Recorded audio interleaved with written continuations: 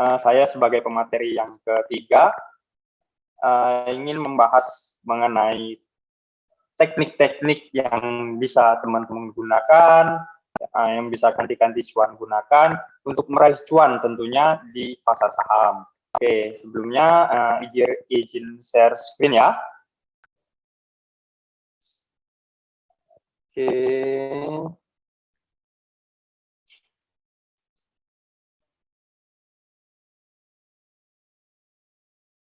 Kelihatan ya? Kelihatan, oke, baik. Sorry, tunggu sebentar. Nah, oke. Nah, jadi pembahasan yang akan kita bawakan pada malam hari ini itu mengenai pelaku pasar modal. Tadi sebelumnya udah dijelasin oleh Mbak Ningsi mengenai pentingnya kita untuk berinvestasi di pasar modal, bagaimana kita harus berinvestasi, kemudian juga cara-caranya agar kita bisa berinvestasi itu bagaimana ya, sudah dijelaskan juga sama Mas Rido tadi. Kita pertama harus membuka akun ya, dalam hal ini kita bisa menggunakan akun sekuritas PC. Kemudian setelah kita udah tahu pentingnya berinvestasi, udah punya akunnya, lantas bagaimana caranya kita meraih cuan di pasar modal ini. Nah, jadi sebelumnya secara umum atau secara garis besar pelaku pasar di pasar modal itu dibagi menjadi dua. Itu ada namanya investor jangka pendek atau yang biasa kita sebut dengan istilah trader ya. Kemudian juga ada investor jangka panjang yang di sini kita sebut sebagai investor. Nah, dari kedua tipe ini itu memiliki perbedaan-perbedaan dalam pendekatan untuk memilih suatu saham. Tadi juga di kolom komentar sempat ada percakapan ya, mana yang lebih baik begitu. Nah, apakah ada yang nyebut trader dong, pasti. Kemudian ada juga yang nyebut value investing, kemudian ada yang nyebut bahwa trader itu butuh modal besar. Tentunya di sini teman-teman ganti-ganti cuan semua, semuanya baik, semuanya bagus selama trader ataupun investor itu memberikan cuan untuk kita. Jadi di pasar saham itu nggak ada mana yang baik, mana yang lebih buruk atau sebagainya. Karena di sini nggak ada ilmu yang pasti gitu, yang mana yang akan memberikan kita cuan atau mana yang lebih pas dengan style kita. Nah, itulah yang terbaik, baik itu sebagai trader maupun sebagai investor. Nah, di sini kita lanjut ya. Nah, investor jangka pendek atau trader itu merupakan investor yang bertransaksi dalam waktu yang cukup singkat, relatif cukup singkat ya. Biasanya ada yang bisa main 1 sampai 3 bulan, kemudian ada cukup beberapa minggu saja, bahkan ada yang dalam hitungan harian. Nah, di sini kita akan membahas beberapa jenis atau beberapa tipe trader jangka pendek. Yang pertama itu ada scalper atau harian, tadi yang sudah dijelaskan sama Mas Rido bahwasanya ini adalah spesialis untuk trader cepat. Dia bisa bertransaksi membeli saham itu hanya dalam hitungan menit, bahkan hitungan detik. Mungkin pukul 9:05 detik dia masuk di sebuah saham, kemudian di jam 9:10 detik, artinya dalam waktu 5 detik, jika dia sudah mendapatkan keuntungan, dia sudah bisa keluar lagi dari saham. Artinya transaksi yang dilakukan hanya cukup hitungan detik saja, asalkan itu memberikan keuntungan bagi dia. Tapi perlu juga disadari dengan kecepatan waktu dan transaksi yang dia gunakan, tentunya juga diiringi oleh risiko yang tinggi. Makanya di sini saya tidak menyarankan nih untuk kalian semua yang masih pemula atau masih belum paham dengan ritme market ataupun belum paham betul tentang pergerakan saham untuk menjadi seorang scalper, karena ini risikonya tinggi, keuntungannya mungkin juga lebih tinggi dan lebih cepat, tapi juga risikonya lebih berbahaya. Selain scalper itu ada namanya day trading. Nah, itu sedikit lebih moderat lah istilahnya ya, karena di sana teman-teman bertransaksi saham itu dalam hitungan harian. Misalkan hari ini membeli, kemudian besok atau lusa baru teman-teman menjualnya. Jadi time frame-nya itu agak sedikit lebih panjang. Nah, kemudian yang kedua, yang ketiga maksud saya, itu ada namanya swing trader. Nah, di sini swing trader merupakan seorang trader yang memanfaatkan ayunan daripada kenaikan atau penurunan harga saham untuk mendapatkan keuntungan. Jadi, ya, ketika harga saham mengalami kenaikan, maka dia akan membeli sahamnya, dan ketika sudah di puncak dan harga saham mulai mengalami penurunan, dia akan menjualnya. Jadi, dia memanfaatkan ayunan kenaikan saham untuk mendapatkan keuntungan, kemudian menjual kembali ketika harga saham tersebut mengalami ayunan ke bawah. Nah, ini biasanya memakan time frame bisa 1 minggu, 1 bulan, bahkan sampai 3 bulan. Selama pergerakan tersebut belum mengalami ayunan turun ke bawah, maka mereka belum menjualnya. Kemudian yang ketiga, yang keempat maksud saya, ini yang time frame lebih panjang lagi. Itu namanya ada positioning trader atau biasa disebut trend following. Kenapa disebut trend following? Karena di sini merupakan trader-trader yang melakukan transaksi itu berdasarkan tren. Jadi dia mengikuti tren. Ketika tren saham masih terus mengalami kenaikan, selalu membuat titik tertinggi yang terbaru, maka selama itu pula ia tidak menjual sahamnya. Jadi ketika harga saham mulai mengalami kenaikan, kemudian dia beli, kemudian harga terus naik.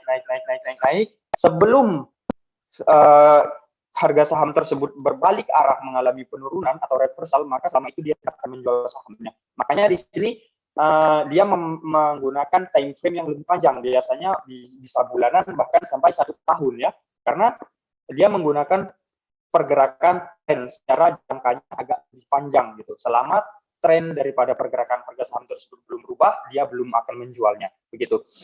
Nah, seorang trader jangka pendek tentunya dia menggunakan analisis berdasarkan pergerakan harga yang telah lalu ya, atau biasa disebut dengan di sini analisis teknikal begitu ya.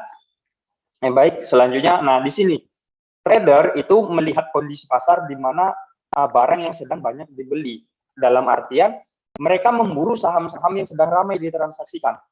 Misalkan hari ini saham apa yang ramai, nah biasanya di situ para trader-trader akan bermain.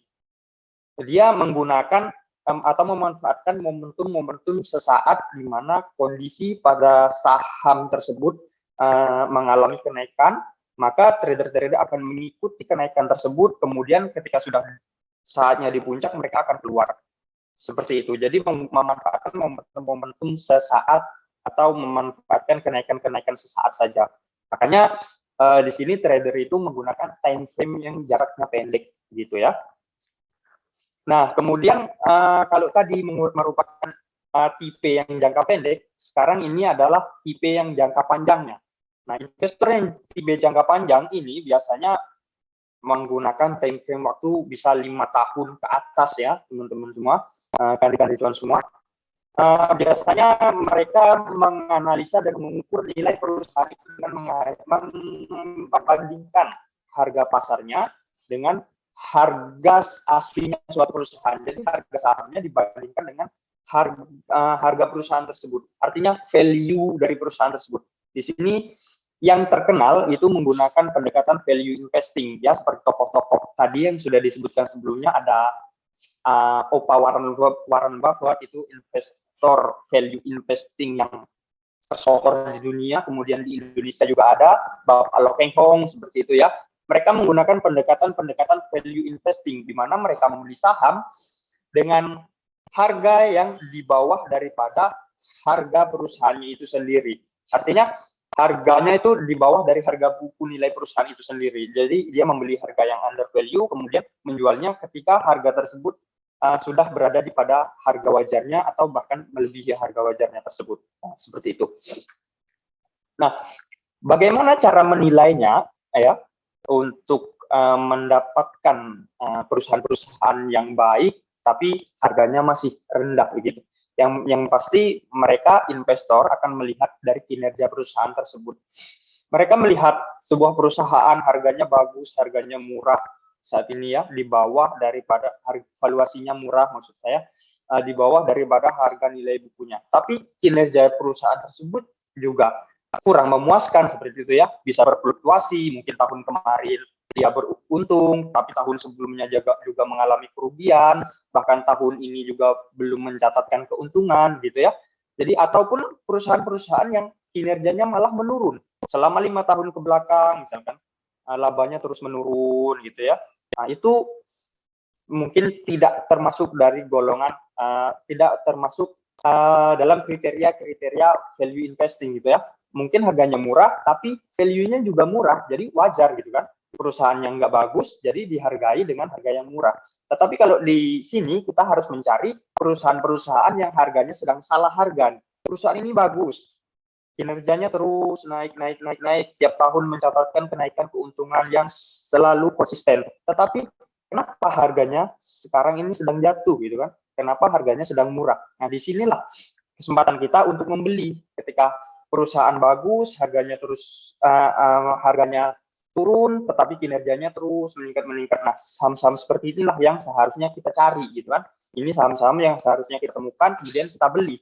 Ya udah, kalau udah dapat saham seperti ini, kita beli aja, kita kumpulin perlahan-lahan, nanti secara jangka panjang pasar akan menyadari nilai daripada perusahaan tersebut dan pasar akan mengapresiasinya dan akan menaikkan harganya tersebut sesuai dengan kinerja daripada perusahaan tersebut, seperti itu. Oke, baik. Ini kita next saja ya.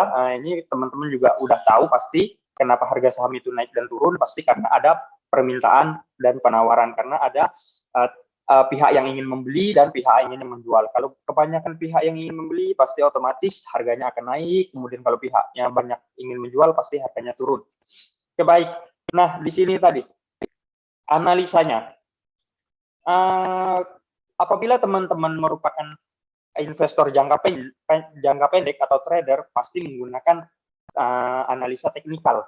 Tetapi jika teman-teman merupakan investor atau investor jangka panjang, itu pasti menggunakan analisa fundamental. Jangan sampai terbalik ya. Kita tidak bisa menggunakan technical analysis untuk berinvestasi secara jangka panjang, karena kita tidak bisa mencerminkan bagaimana kondisi perusahaan tersebut. Begitupun sebaliknya, apabila kita menggunakan analisa fundamental, tetapi kita ingin trading cepat, maka kita tidak akan bisa mendapatkan ritmenya seperti itu, karena pergerakan harganya tidak bisa tergambarkan seperti itu ya. Nah, karena kalau analisa fundamental itu menggunakan analisa secara menyeluruh terkait dengan perusahaannya, jadi tidak bisa kita menggunakan analisa tersebut untuk memprediksi harga secara jangka pendek, baik itu harian ataupun bahkan mingguan saja gitu, seperti itu ya. Tapi ini bekerja jika jangka panjang seperti tahunan gitu ya. Kemudian lanjut, nah ini definisi dari analisa fundamental merupakan analisa secara menyeluruh yang mempelajari hal-hal yang berhubungan dengan kinerja perusahaan tadi ya, kinerja perusahaan, kemudian tujuannya untuk memahami karakteristik perusahaan. Nah, analisa fundamental ini mencakup 3 hal. Yang pertama ada analisa ekonomi, baik makro ataupun mikro, kemudian analisa industri, analisa sektor daripada perusahaan tersebut bergerak, kemudian analisa perusahaannya ini yang tercermin di laporan keuangan. Baik, nah ini ada pengertian value investing menurut Benjamin Graham. Jadi Benjamin Graham ini merupakan seorang value investing yang juga sebagai gurunya daripada Warren Buffett tadi ya. Value investing adalah mencari nilai intrinsik perusahaan ya, nilai perusahaan itu yang dijual di harga pasar dengan analisa fundamental. Jadi apabila nilai intrinsik sebuah perusahaan itu lebih tinggi daripada nilai harga pasarnya saat ini, berarti saham tersebut layak beli seperti itu ya, karena sedang dihargai lebih murah daripada nilai aslinya seperti itu. Nah, tetapi apabila sebaliknya, maka itu perusahaan dinilai mahal gitu ya, harga sahamnya lebih tinggi daripada nilai aslinya seperti itu. Jadi teman-teman silahkan cari bisa mencari perusahaan-perusahaan yang nilai jualnya atau harga sahamnya itu lebih rendah daripada nilai intrinsiknya, kemudian silahkan dijual apabila harganya sudah sama dengan nilai intrinsiknya atau bahkan sudah melebihi seperti itu.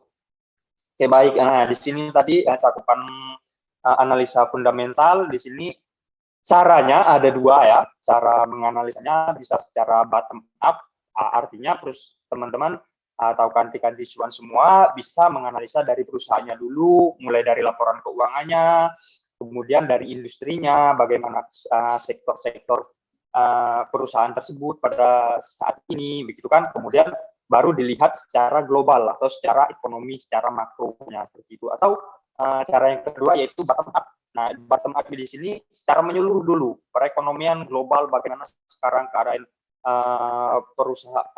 keadaan perekonomian Indonesia, mungkin khususnya ya bagaimana kondisi suku bunga, bagaimana kondisi inflasi, berapa pendapatan per kapita, kemudian bagaimana gejolak ekonomi saat ini, apa yang sedang boom, begitu kan. Kemudian bagaimana sektornya, gitu kan, apa sektor yang terdampak, kemudian bagaimana ke industrinya, terus apa yang terakhirnya, apa perusahaan yang diuntungkan dari keadaan ekonomi tersebut dengan keadaan sektor yang seperti itu, gitu kan, keadaan ekonomi yang tercermin, kemudian perusahaan mana yang diuntungkan gitu.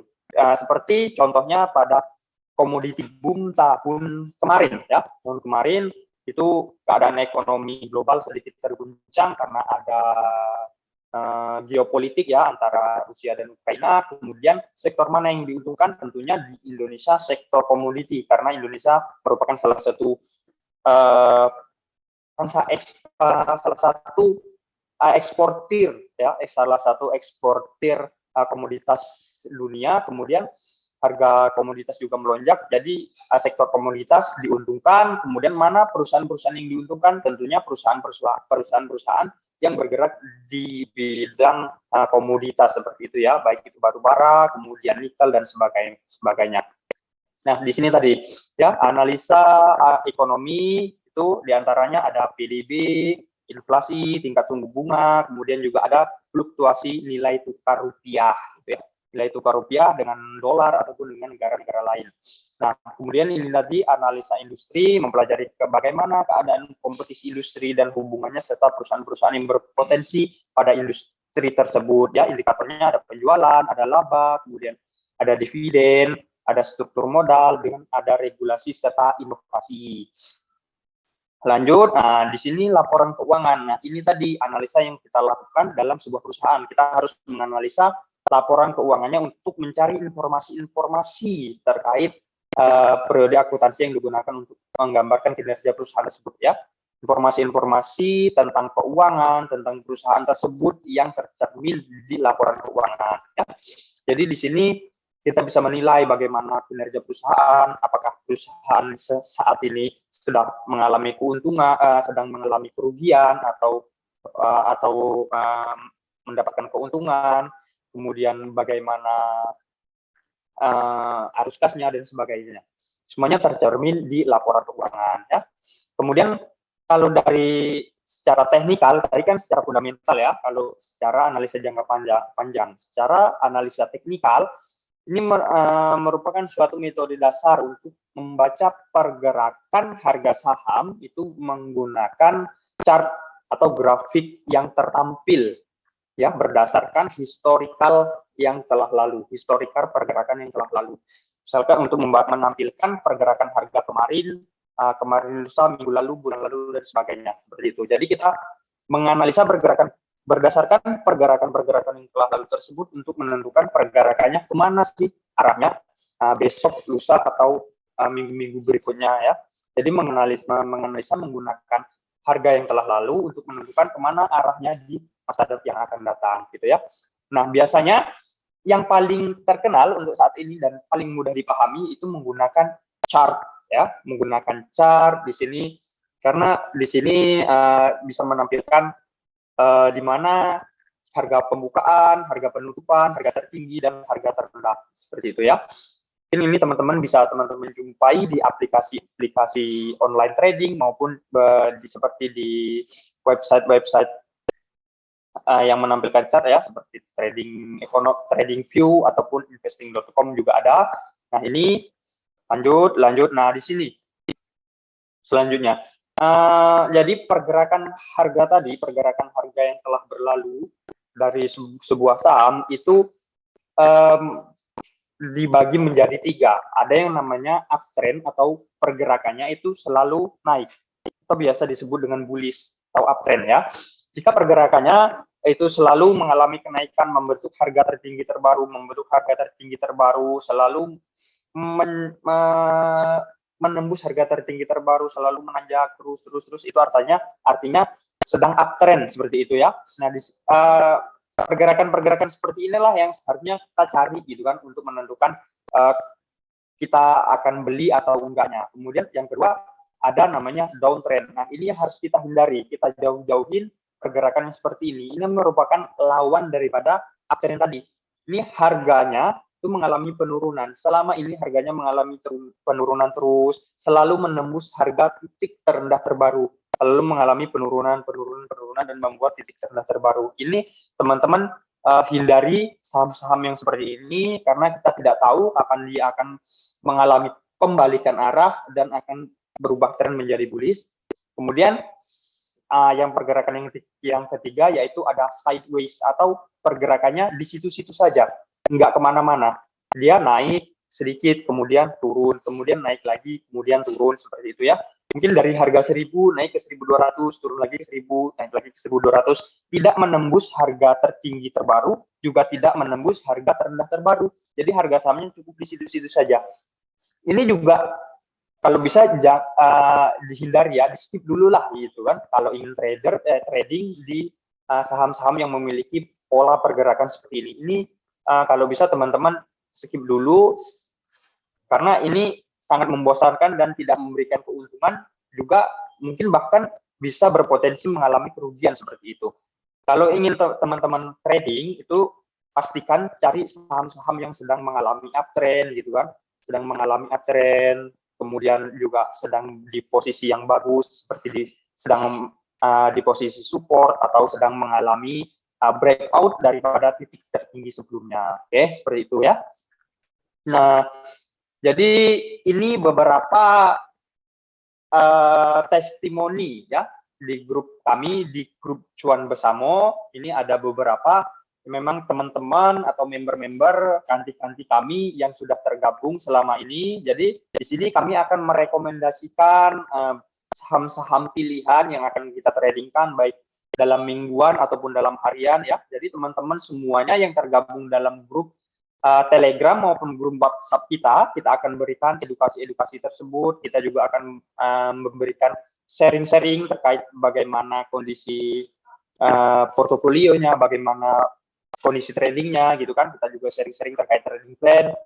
Jadi kita di sini lengkap ya, ada analisa secara teknikalnya kalau teman-teman mau trading. Kemudian juga kita memberikan analisa ulasan terkait fundamental perusahaan gitu ya. Nah, di sini ada banyak nih, cukup lumayan ya. Ini profit.